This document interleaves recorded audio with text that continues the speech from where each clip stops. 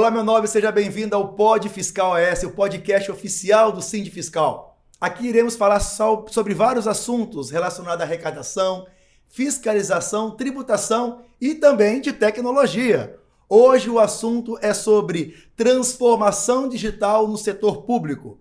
Nós, para falar desse assunto, que eu não conheço muita coisa, né, nós temos dois colegas mais que especiais, né, o Luiz Lessa, auditor fiscal da Receita Estadual, e o atual gerente de tecnologia da Secretaria de Fazenda. Lessa, muito obrigado.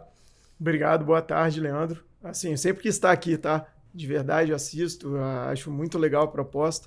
Fica aí um grande elogio aí ao programa e à sua condução, viu? Obrigado, meu nome. Me falaram que você queria vir só para ganhar a caneca do Sindifiscal, né? Verdade, eu estou namorando essa caneca aqui desde a primeira edição. Aí. E o Marcelo Cornélio também já foi gerente de tecnologia da Secretaria de Fazenda, hoje atual presidente da Prodeste, né? Cuida de todos os sistemas, né, do Estado do Espírito Santo. Marcelo, muito obrigado pela sua disponibilidade. Eu que agradeço, é uma honra estar aqui, né, participando desse bate-papo aí com os colegas. Me sinto honrado, agradeço o convite e vamos lá. Nós que agradecemos, Sindifiscal que agradece. Vamos lá, Lessa. Meu nobre, você é auditor fiscal da Receita Estadual e foi parar na gerência de tecnologia da informação da Secretaria de Fazenda, né, que presta serviço tanto para os consultores, o executivo, né, o pessoal do Tesouro, também para o auditor fiscal, né, da Receita Estadual. Como que foi a sua trajetória, né, a chegar a ser auditor fiscal e chegar, né, a esse setor e a sua experiência também nesse setor, na iniciativa privada? Acho que é interessante você falar sobre isso. Vamos lá, Leandro, para começar, meu pai que queria que eu trabalhasse com TI, eu nunca quis. E desde pequeno ele sempre me incentivou, tudo que era TI. Eu queria alguma coisa do meu pai falar que tinha a ver com TI, que estava certo, eu ia ganhar. E aí eu comecei a trabalhar com TI. Aí eu comecei a ver que é difícil, né? É bem difícil. Desafiador. E é muito desafiador e você não tem... as coisas não escolhem muito horário para acontecer. Isso me incomodava de certa maneira, mas eu fiz um dinheiro honesto, trabalhando na iniciativa privada, trabalhei para uma empresa há muito tempo. Cheguei à gestão de TI e aí, na época eu era muito novo, falei, vou fazer uma universidade, né, e tal. Aí fiz economia e relações internacionais, não tinha nada a ver com TI. Por desapontamento do meu pai. Meu pai falou, não, você devia fazer alguma coisa com TI. Aí eu falei, não, pai, eu vou fazer... Seu pai é de TI, da área de TI? Meu pai não. Não. Se apaixonou pelo tema. Não, meu pai sempre foi um cara apaixonado com tecnologia. Mas era aquilo, né? O sonho, né? Um sonho que o filho jogue bola, meu pai queria que eu torce pro Vasco, aí complicou. Eu torço pro Botafogo, tá entendendo? O Vasco deu bem. E aí, o que acontece? E eu falei, não vou trabalhar com TI. E aí eu pedi para transferir de setor, falei, cara, eu ganho menos, mas eu vou pro departamento financeiro. Aí me colocaram lá, tava ganhando menos e tal. E aí, quando eu concluí minha faculdade, eu falei, não, vou fazer relações internacionais, né? Vou viajar. Aí estudei fora, voltei, aí meu pai falou assim, pronto, agora você vai voltar e vai trabalhar com TI, né? Aí eu falei, não vou trabalhar com TI, Deus me livre. Eu montei um negócio, empreendi, deu certo por um tempo, né? Ainda tenho até hoje esse negócio, né? E aí, né, vamos lá, continuei, aí começou eu falei assim, poxa, será que eu devo viver disso, devo fazer isso na minha vida? Aí eu decidi montar um bar. E aí, quando eu decidi montar um bar, o bar ia ser de TI. Ia ser um bar com temática de TI, e eu pensei assim, eu vou fazer uma promoção. E aí o pessoal vem aqui e na hora que eles vierem, eles vão fazer o seguinte, quem hackear o servidor primeiro, ganha rodada de chopp de graça na mesa. Aí eu fiquei com esse sonho assim, cara, eu realmente sonhei com isso, juro pra você. Eu sonhei, acordei, fiquei empenhado, rascunhei isso. Aí, Leandro, eu pensei, falei, cara, mas eu vou dar chopp de graça pro cara que hackear meu servidor. Será que ele precisa de chopp de graça se ele fizer isso? Não, né? Aí eu falei assim, poxa, tá tudo errado, vou fazer alguma coisa da minha vida. E decidi estudar para concurso. Passei para auditor fiscal, certo? Então, quando eu cheguei na Receita, muito trabalhei ali com TI, você lembra tudo, fazia uma aplicação, cheguei a fazer lembra do SAMI, né? Fazia alguns desenvolvimentos internos e todo mundo ficou com aquilo de que eu tinha vocação para isso. Mas eu falei, não vou trabalhar com TI, não. Aí meu pai falou assim, não, cara, mas TI tá te ajudando. Eu falei, não vou trabalhar com TI, não. Aí todos os meus colegas falavam, você vai trabalhar com TI, você vai pra GTEC. Eu falei, não vou, não. Até que o Benício me fez o convite. E aí hoje eu sou gerente de tecnologia né? Com o apoio ali de todos os servidores da GTEC, que aliás fica aqui um grande abraço. Mas é isso, eu nunca quis pra mim, mas tá aí, tô aí, aceitei o desafio. sem bar, né? Sem cerveja. Porque é bom que você botar uma cerveja lá para desenvolver, deve ser mais, a produção deve aumentar, né? Ô Marcelo, assim, você também já foi gerente, né, de tecnologia da Secretaria de Fazenda, hoje assumiu a presidência da Prodeste, né? Hoje a Prodeste, você vai falar, né, sabe muito melhor do que eu, mas muito mais sistemas, acredito eu, de desenvolvimento do que a Secretaria de Fazenda, né? Mas como foi a sua transição, né, de chegar no setor público, que você também, acredito eu, estava na iniciativa privada, depois passou para a Secretaria e foi para a Prodeste? Vou tentar resumir bastante, porque eu já passei por muitas empresas, muitas organizações, e isso para mim, foi muito bacana para minha carreira. Engraçado que o Lessa me fez lembrar uma situação. Eu queria ser jogador de vôlei. E eu joguei no Flamengo, no juvenil. E eu tinha toda a aspiração e minha vontade era ser jogador de vôlei. Minha mãe falou assim, aqui ó, você vai fazer um cursinho de informática lá em Nova Iguaçu. Foi aí que eu comecei a lidar com informática em 1990. Meu primeiro emprego foi dando aula em cursinho, né? Bem bacana. Ali eu fiquei por uns 4 anos, aí trabalhei como provedor de internet e eu fiquei muito tempo trabalhando em concessionárias de veículos, né, em grandes grupos. O último grande grupo que eu trabalhei, inclusive, foi em Minas Gerais, na cidade de Belo Horizonte, onde o grupo da Auto Japan era o número 1 em vendas no Brasil. Então era um grupo muito expressivo, né? E eu iniciei a minha caminhada no setor público em 2017. Eu fui chamado... Na Secretaria, né, Fazenda? Ou não? Não, na Secretaria da Fazenda Municipal de Cachoeiro do Itapemirim. Você passou em Cachoeiro primeiro. Isso, e aí a gente iniciou um trabalho... Terra fria, né? É o calor danado. E eu comecei ali minha trajetória, fiquei... como assessor especial 1 mês e meio, fiz um trabalho estanque muito bacana, onde surgiu a oportunidade de eu virar diretor técnico da antiga Dataci, que é a antiga empresa de processamento de dados, né, do município, que foi extinta. Fiz um trabalho bacana em 1 ano e 3 meses, e aí abrir os olhos das pessoas que vieram, né, trabalhar no governo Casagrande. Aí sim eu fui chamado, aceitei o convite, entrei na GTEC, fizemos um trabalho ali por volta de 3 anos. Né? Eu acredito que foi um trabalho muito, muito bacana, diferente, porque eu trouxe toda aquela pegada do privado para dentro do público. Né? Uma coisa que eu também não fiz movimentação nenhuma foi de pessoal, mantive o mesmo grupo. Né? E aí fica um abraço também para todos que estão, né, na GTEC ainda, os que passaram pela GTEC. E com esse trabalho que eu fiz na Secretaria da Fazenda, me habilitou a ser indicado a ocupar o cargo de presidente lá no Prodeste, que agora é diretor-geral, né, a nomenclatura.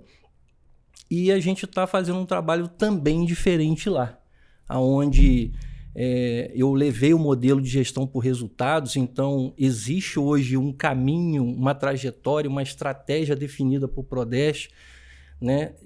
Todos os setores têm mapeado isso, né, dentro da organização, todo mundo sabe para onde que a gente está caminhando. Eu acredito que a gente está fazendo um bom trabalho lá. Quando a gente traz, né, a iniciativa privada para dentro do órgão público, ela é interessante, porém tem um choque cultural, né? Exatamente. Isso acho que é o maior desafio para todos nós que viemos da iniciativa privada, também trabalhei na iniciativa privada. E quando você se depara com o serviço público, às vezes não vai na velocidade que você gostaria. E a tecnologia, eu acho que eu não vou falar que é o pior, né? Mas às vezes você se depara com tanto problema para você desenvolver um sistema, né? Eu já levo para o Lessa, né? Como que a transformação digital tem atuado no trabalho do auditor fiscal da Receita Estadual? Porque, assim, hoje, acredito eu que a maioria dos sistemas hoje desenvolvidos na Secretaria de Fazenda é para a Receita Estadual, acredito eu, né? Mas como que a transformação digital veio ao encontro, né, do trabalho do auditor fiscal? Essa é uma questão muito interessante que você coloca, essa importação que a gente tem, né, fazendo ligação com a sua fala anterior, do setor privado para o setor público. Olha, eu não sabia quão era desafiador gerir TI no setor público, tá? Acho que eu sou uma risada de empatia aí, eu achei, né? Com certeza. Então, é desafiador. Eu lembro quando eu cheguei na Receita, logo depois do curso de formação, eu gerei um levantamento de inúmeras páginas. E eu ficava me perguntando, cara, é muita página, é muito cálculo. Cada linha era um produto. Era uma autossubstituição tributária, né? Então, é produto a produto. E aí eu ficava me perguntando isso, cara, quem vai lidar com isso? Se ele tiver um questionamento para fazer sobre essa página impressa aqui, o que ele vai fazer? Eu vou botar uma pessoa para digitar aquele auto de infração inteiro, linha por linha, e depois ele vai fazer a auditoria de cálculo? E se eu errar um cálculo desse? Então, o meu primeiro auto de infração já me deu esse choque de realidade. E eu falei, isso não pode ser assim. E não foi, né? Então, rapidamente, desde a minha entrada, desde aquele primeiro auto de infração que foi impresso em papel, certo? Houve uma mudança gigantesca com a maneira que a Receita Estadual conduz os trabalhos hoje, né? Então, isso foi interessante, Leandro. Você também fazia parte ali, eu lembro na época. Tinha você, inclusive, como uma das referências ali, né? Você, o Arthur, o Bruno Aguilar, né? A gente chegou e já se teve vocês como referência nessa parte de usar processos digitais, né? E aí a gente pegou essa onda e dentro hoje, né, da Receita Estadual, hoje todo mundo trabalha com analytics, né? Com Big Data, minera-se dados, monta-se malhas fiscais em cima desses dados e hoje o auto de infração e o processo é todo digital, né? Então foi uma transformação muito grande. Quando eu lembro que eu entrei em 2016 e eu cheguei a numerar a página de auto de infração com medo de alguém arrancar uma página do processo. A gente numerava e assinava, rubricava cada página. Exatamente, com aquele carimbinho ainda. Carimbava. Né? Nossa, eu acho que depois de um ano eu perdi meu carimbo e nunca mais mandei fazer. Nós estamos em 2024, né? Nós estamos falando de 2016 que você entrou, né? Quando eu entrei em 2010, o auto de infração era à mão. Era manual, tinha um bloco que a gente fazia, auto de apreensão, auto de infração. E hoje a gente para pensar, para lavrar um auto de infração, hoje você comentou, né, sobre o cruzamento de informações, cruzamento de dados. A gente olha lá para trás, há 10 anos, sei lá, 15 anos, eu falei, meu Deus, eu acho que não teria condições, né, de trabalhar dessa forma mais hoje, né? E assim, a gente está falando da Receita Estadual. Acredito que no Estado, Marcelo, o desafio seja até maior, né? Porque nós estamos falando aí de diversas secretarias que a Prodeste presta serviço. Né? Como que a transformação digital veio impactando o trabalho, né, das secretarias de todo o Estado? Então, voltando àquela pergunta, uma coisa que vale a pena mencionar também é que o Prodeste hoje ele tem um cunho de data center. Ele tem hoje a vocação de ser o data center do Estado. Inclusive, né, temos um projeto do segundo data center justamente pelo mote da transformação digital. O que seria data center para quem está nos assistindo? Data center, na verdade, é um ambiente onde toda a parte de infraestrutura computacional, seja servidores, storages, suítes, suítes core, todos os equipamentos que fazem o ecossistema, né, que fazem os sistemas funcionarem, os armazenamentos de dados, tudo fica ali nesse data center, vamos dizer assim, falando de uma forma bem simplista, né, para o pessoal entender. Também o Prodeste tem a vocação de ser, né, a área de telecom, né, do governo do Estado, ou seja, temos um projeto em andamento que ele está por finalizar, que é o projeto ES Digital, que está fibrando todo o Estado. Então, estamos aí a 15 municípios da gente conseguir concluir esse projeto. Isso é muito bacana porque, à medida que a transformação digital cresce e é necessária, a gente precisava dar condições para cada repartição pública fazer o acesso, né, com alta disponibilidade, com a conectividade veloz, principalmente, para que o cidadão fosse melhor atendido. E aí, nesse interim, a transformação digital por parte do governo, ela está caminhando. A gente poderia estar muito melhor, né? E aí eu falo isso justamente por causa do ranking que foi agora publicado no Secop, num evento que teve semana retrasada, aonde a gente hoje figura em 17º. É uma posição desconfortável, né? Inclusive, nós tivemos uma reunião hoje para falar sobre isso. E como que classifica esse ranking? 17º em transformação digital no setor público? Exatamente, entre todos os estados. Mas o que ele analisa, né, nesse estudo? A oferta de serviços públicos ofertados ao cidadão. Ou seja, aquele cidadão que ele não precisa sair de casa para poder resolver o problema. Exatamente. Né? Então, aquilo que o Estado hoje oferece em vista dos demais estados, a gente está nessa posição hoje. Lessa, eu vejo que o Marcelo tem muito desafio, né? Mas eu acredito que na Secretaria de Fazenda não tenha desafio nenhum a ser batido e resolvido lá. Não, lá tá tudo tranquilo. Meu celular ainda não vibrou, então acho que tá tudo não bem. Vibrou porque você pediu para colocar em modo avião, né? Muito bom. Mas a vida de TI é mais ou menos assim, né? É um desafio constante, é melhoria contínua.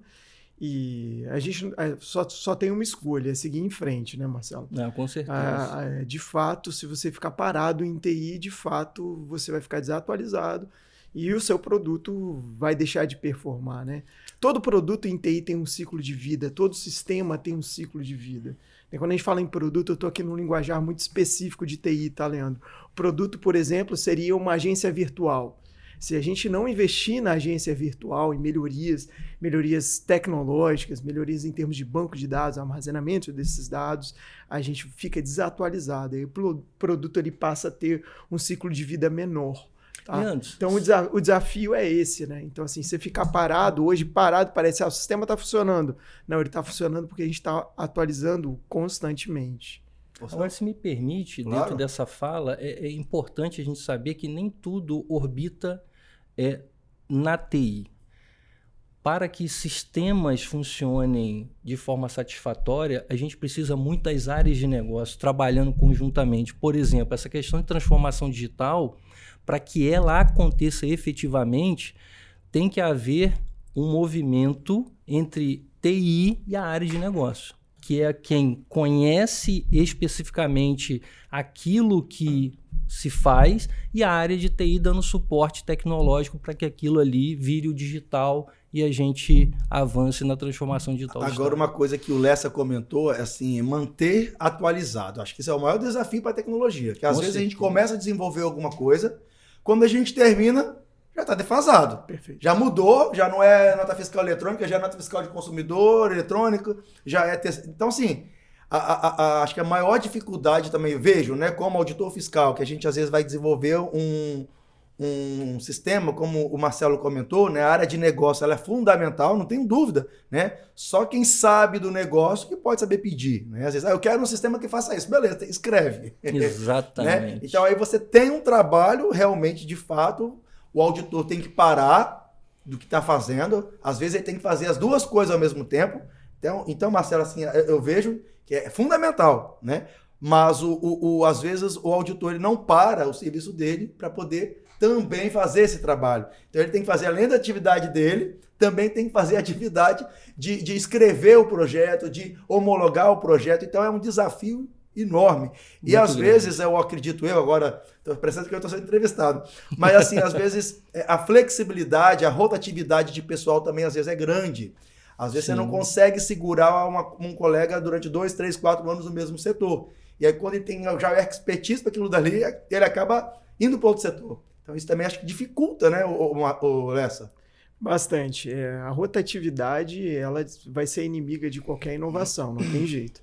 Numa área específica como a Receita Estadual, então, para você compreender o ambiente que você está inserido, você já leva um tempo, certo? Então imagina quem está prestando suporte tecnológico a esse ambiente. Então ele sabe C#, ele sabe a linguagem de programação dele que ele tem que fazer. Ele é um excelente programador, mas ele não detém um conhecimento da área de negócio.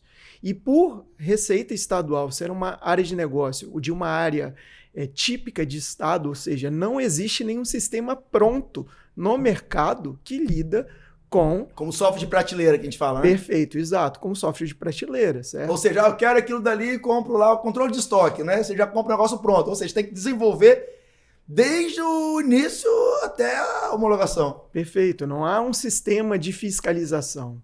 Tudo é desenvolvido por auditores para auditores. Eu sempre certo? pensei, desculpa, Lessa, eu vou te cortar, mas aí você complementa. Mas assim, eu sempre pensei nisso aí. Nós temos diversas unidades federadas no Brasil, né? E cada um tem seu desenvolvimento. Você acha que não poderia ter uma, tipo assim, eu sei que existem diversas linguagens de programação, não conheço nada de TI, mas tentar fazer uma unificação de sistemas, porque com a reforma tributária, eu acredito que isso vamos chegar perto disso, será? Interessante ter essa visão. O que acontece? Hoje a gente está migrando, né, para uma arquitetura de desenvolvimento voltadas para microserviços, certo? Então vamos botar várias aplicações pequenininhas em que o front-end, né, que a gente costuma dizer, vai consumindo essas informações. Se você parte para esse tipo de arquitetura de desenvolvimento, você não precisa estar mais tão preocupado em qual linguagem você vai desenvolver o produto.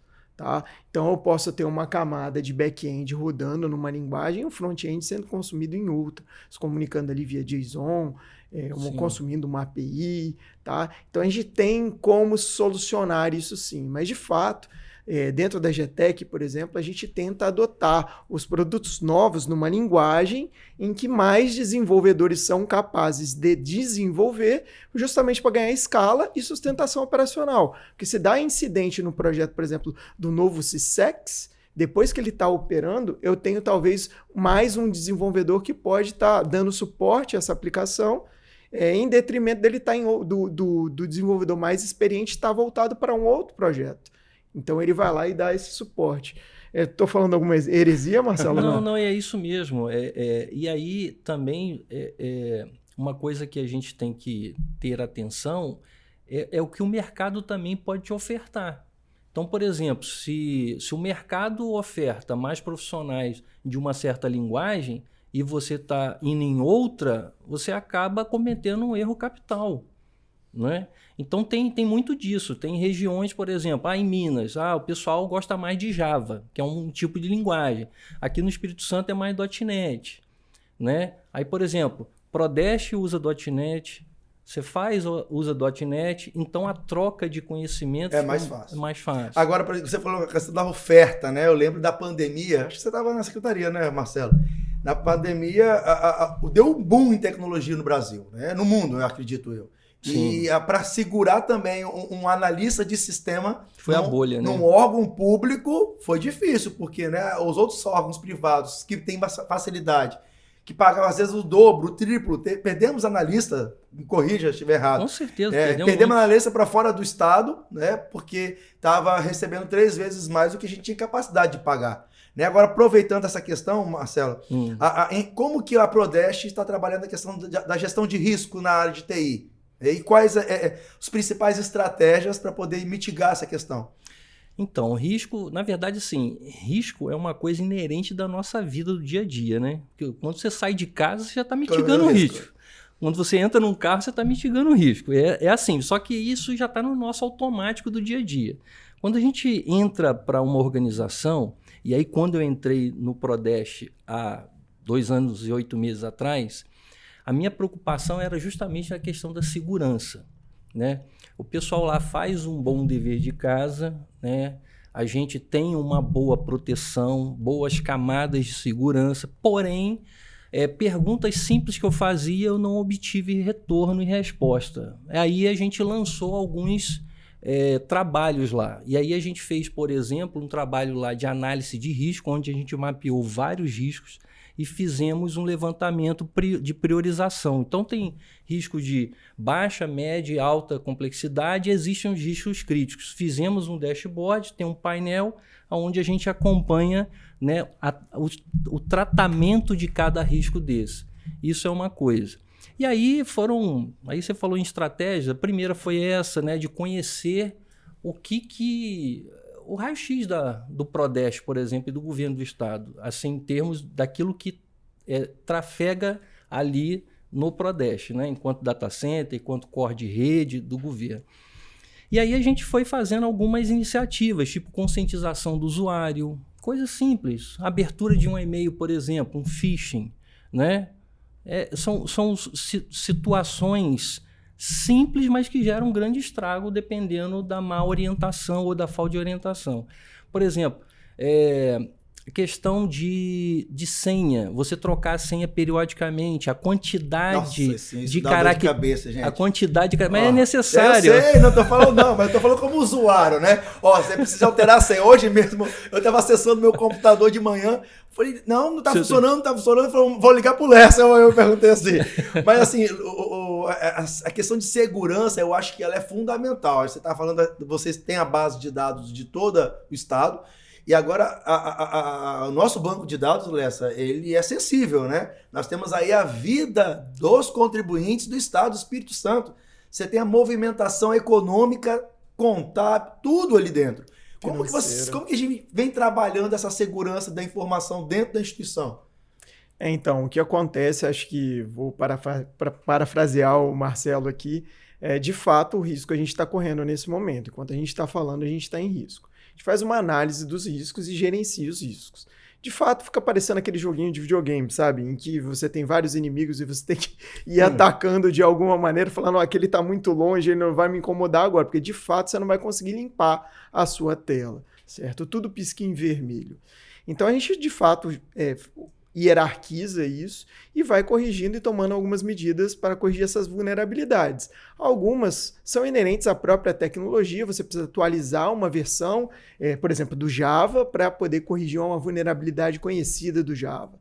Só que, como os próprios hackers dizem, tem essa frase de que a maior vulnerabilidade não está no sistema, está no usuário.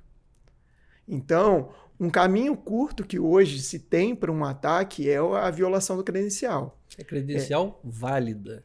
Não é nem a credencial inválida, é a credencial válida. É onde eles estão usando para justamente fazer os ataques, né? E que aconteceu agora lá no Ministério do Governo Federal, que eles usaram uma senha válida para fazer todo o ataque lá na parte financeira, pelo que eu me recordo. A questão aí, por exemplo, acabando falando, terminando da parte de segurança, né? Vamos falar agora da inteligência artificial, né? A IA hoje ela está muito... Está em voga. Está em voga, né? Hoje todo mundo fazendo curso, modinha, e de fato ela veio mesmo e não tem como você fugir dela, né? Como que a inteligência artificial, Lessa, ela pode ajudar o auditor fiscal no trabalho dele? Olha, na verdade as aplicações são inúmeras, né? Mas existem alguns mantras que a gente coloca para poder gerir, que é o seguinte, a equipe da EGTEC é muito curta, e aí eu falo o seguinte, olha pessoal, a gente apesar de ser uma empresa, né? Compara a EGTEC a uma empresa de tecnologia, nós não somos uma empresa de inovação. Toda inovação advém da área de negócio. Certo? Então eu preciso que a área de negócio gere uma necessidade para que eu consiga prestar essa consultoria de tecnologia e falar, olha, eu tenho uma inteligência artificial que pode te ajudar. E de fato a gente já tem alguns mapeamentos, certo? O primeiro mapeamento que foi feito foi na GEACO, né? GEACO, gerência de atendimento. Isso. Para entregar um atendimento mais eficiente, mais rápido ao contribuinte, certo? Só que a gente tem muita preocupação com o quê? Com a acurácia, né? Com a exatidão da resposta. Porque o contribuinte não pode sair ainda mais desorientado de uma requisição. Orientado errado, né? Exatamente. Não, a gente vê isso na iniciativa privada, né? Às vezes eles utilizam a inteligência artificial no meio do WhatsApp, você pedindo atendimento, você fala lá com fica travado, né? A Lili da vida, sei lá, colocando o nome ali que eles dão, né? E você fica mais desorientado do que orientado, né? E você comentou sobre a gerência de atendimento, começando pela essa gerência inteligente. Isso, então há uma vontade da área de negócio dessa aplicação. A gente está tentando montar um piloto, precisa fazer uma aquisição tecnológica para isso. Né? A aquisição é um dos pontos, um dos gargalos, né, que diferencia o governo da iniciativa privada. Né? Um processo de aquisição no governo, a gente sabe, faz DTP, faz TDR, ainda tem todo um trâmite administrativo. E com a aquisição dessa ferramenta, a gente sim vai conseguir explorar inicialmente para possivelmente o auditor que responde a pergunta ter o auxílio da inteligência artificial para poder validar a resposta e com isso a gente vai retroalimentando essa inteligência que vai aprendendo com a validação. O auditor diz, olha, essa resposta está muito boa, só segue. Não, eu mudaria isso daqui nessa resposta. E ela vai reprocessando e aprendendo. Quando a gente atingir um nível de eficiência que fale, olha, nós temos percentual de eficiência de 99,9%. Poxa, que percentual bom já dá para colocar. Mas vale lembrar que, como auditor, mesmo estando na GTEC, a gente sempre fica preocupado com aquele 0,01%. E aquela resposta errada, certo? Então, quem será responsável? Será a GTEC responsável? Tipo assim, porque todo ato nosso é um ato de responsabilidade. Se você dá uma resposta ali, é um ato vinculativo, por exemplo, o contribuinte, né, ele tem direito, depois de entrar na justiça ou de recorrer com base naquela resposta, uma orientação incorreta. É complexo mesmo isso aí. Perfeito. Talvez teria que passar por um validador, né, prepara uma resposta e uma pessoa em si, um auditor fiscal, faça uma avaliação antes de ser entregue para o contribuinte, porque hoje, por exemplo, tem muita orientação tributária, que você precisa de fazer todo um estudo, né, para orientar o contribuinte na dúvida de um contencioso, né? Agora, por exemplo, assim, tecnologia é desafio em cima de desafio. E lá na Prodeste, por exemplo, Marcelo, deve ter vários projetos e tem muitos desafios para poder tocar esses projetos. Qual é essa dificuldade? Há alguma dificuldade? Porque, assim, o analista de negócio da Prodeste, entendo eu, que são diversas secretarias. Sim. Né? Sim, Isso é um desafio e como que faz para poder mitigar, trabalhar essa questão? Então, eu tenho um pensamento um pouco diferente em relação assim, o Prodeste tem que atender todas as secretarias? Nem sempre. Por quê? Nós precisamos, e isso foi uma coisa que eu levei para dentro da Cefaz também, que a GTEC também não conseguiria atender todas as necessidades. E aí a gente tem que aplicar a governança. Né? E a governança é o quê? É eu ter o conhecimento de todos os projetos, é eu priorizar, fazer o vínculo daquilo que faz conexão com a estratégia do governo naquele momento. Né? Claro que tem os projetos que têm que ser trabalhados porque são entregas pontuais de uma lei, de uma necessidade que está latente. Mas outros são políticos. E aí os políticos, os projetos políticos podem ser muito bem tratados por pessoas de fora, contratações externas. À luz por exemplo, da inteligência artificial, a gente fez um projeto que era no antigo CEP. A gente implantou, né, modelos de inteligência artificial ali justamente para quê? Porque para um ser humano ficar avaliando todos os processos ali, ia ser anos e anos a gente avaliando todo um legado de processos papel que a gente precisava desovar. Então foi feito um projeto, esse projeto inclusive ganhou prêmio, a gente já apresentou. E sobre a questão dos desafios que são enormes, é governança, Leandro. Eu acho assim, a gente aplicar a governança, a gente ter procedimentos claros, priorizações e a área de negócio estar junto é o que é fundamental para a gente seguir e tocar as coisas. Você comentou uma coisa, priorização, isso que acho que é mais difícil, né? Eu lembro que eu era gerente, a gente fazia uma classificação, sei lá, 50 projetos. Qual que vai trazer mais receita para o Estado? Aí tem uma pontuação. Qual que vai reduzir a burocracia para o contribuinte? Tem outra pontuação. Exatamente. Aquilo que é mais rápido, outra pontuação. Aquilo que vai dar efeito imediato, outra pontuação. Aí você cria um ranking, só que aí às vezes muda a gestão. Às vezes muda o governo.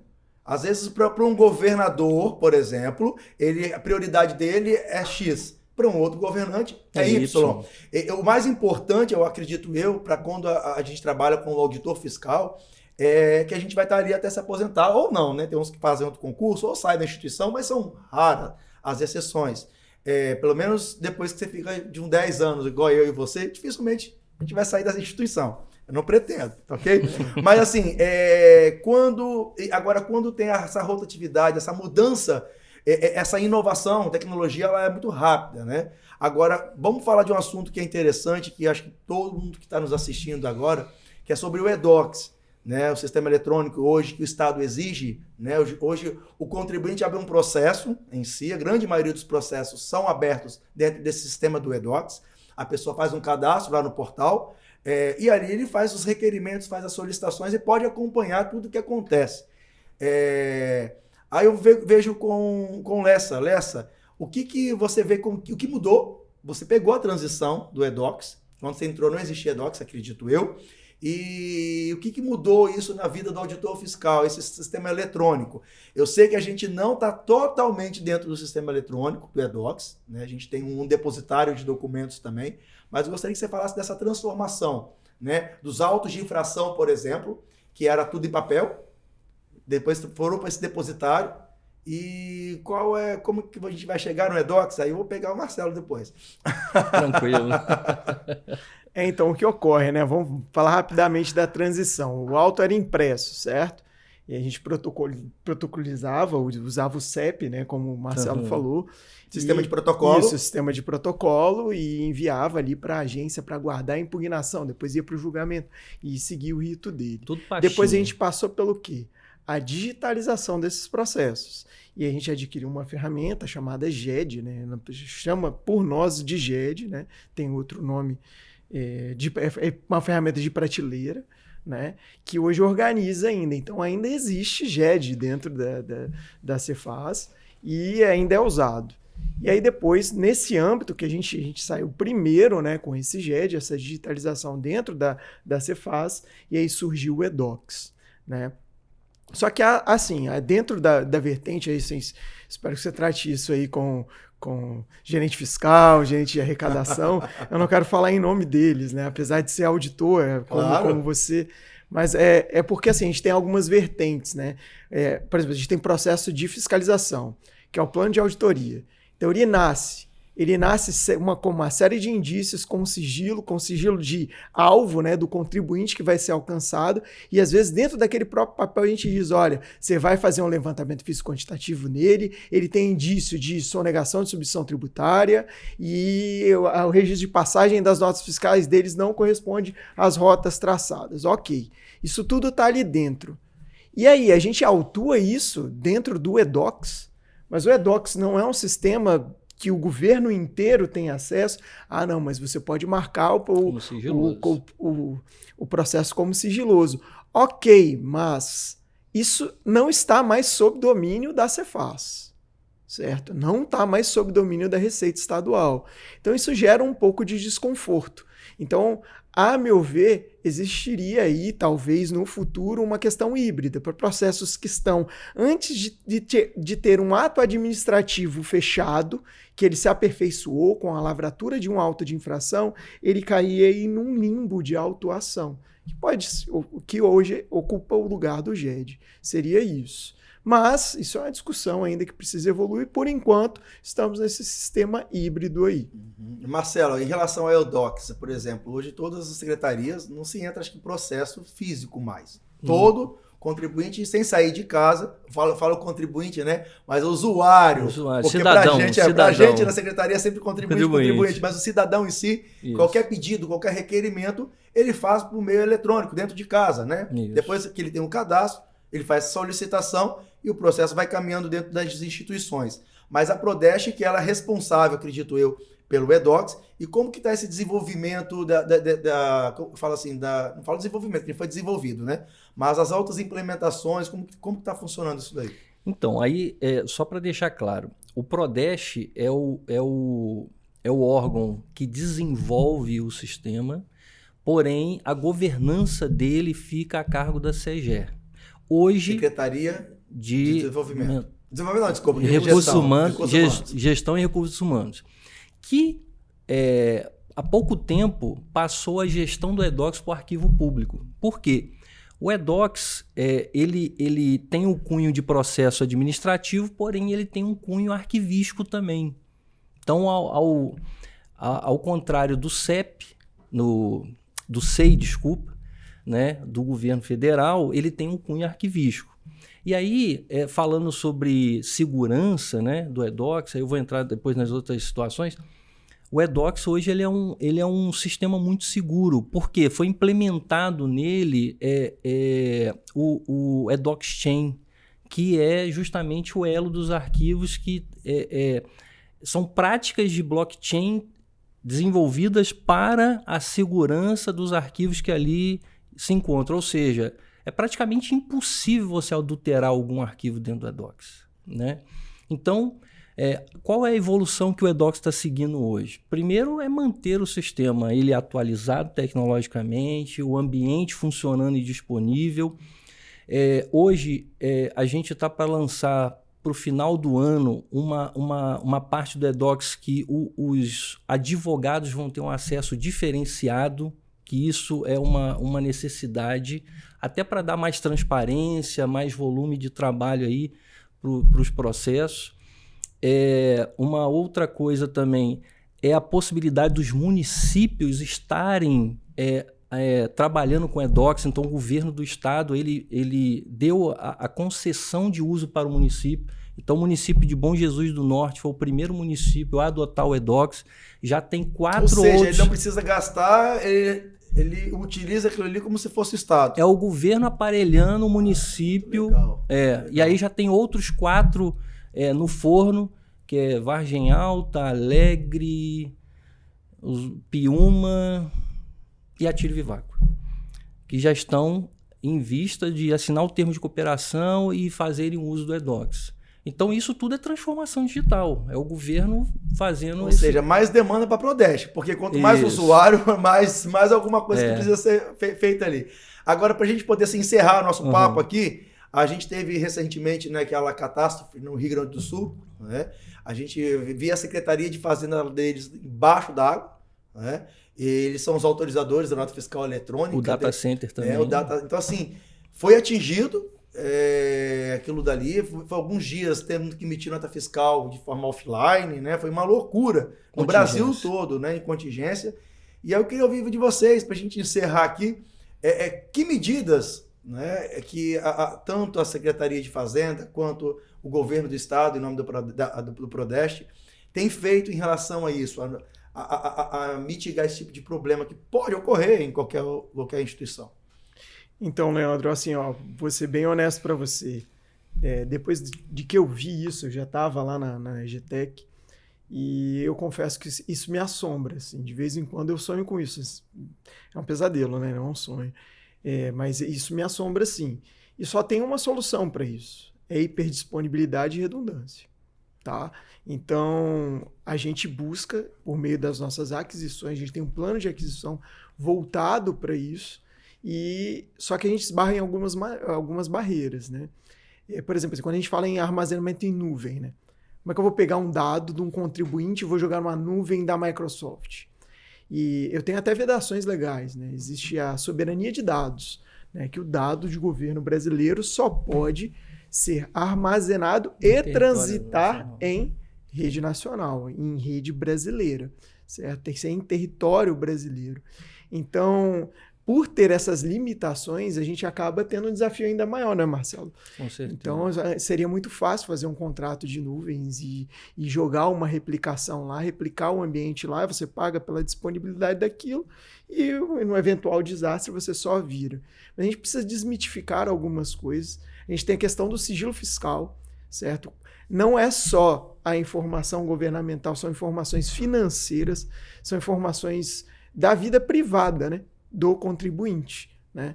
Então, com quais são os fornecedores que ele tem, com que ele se relaciona comercialmente, o segredo comercial dele está ali. Exatamente. Então, há um cuidado a mais. Mas sim, nós temos projetos dentro da Receita hoje, parte deles contempla aí, até embarcado aí pela Secretaria de Transformação Digital, né?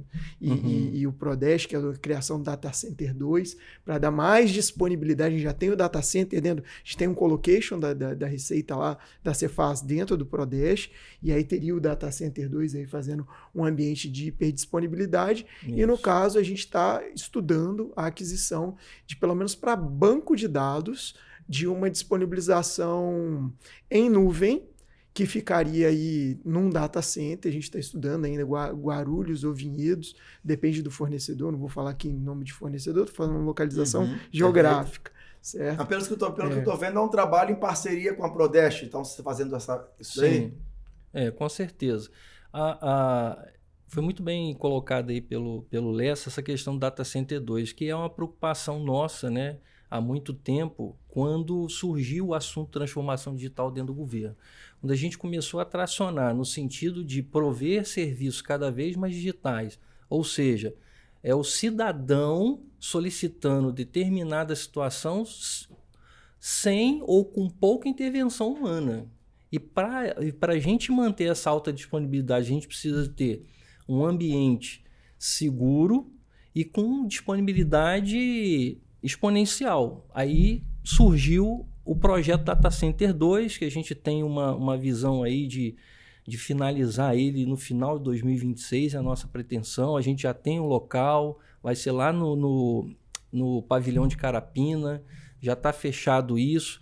E hoje o nosso data center ele já foi construído com algumas características também de segurança. Por exemplo, pode ter uma enchente ali no Prodeste que ele não entra água nele. Então isso é um ponto importante.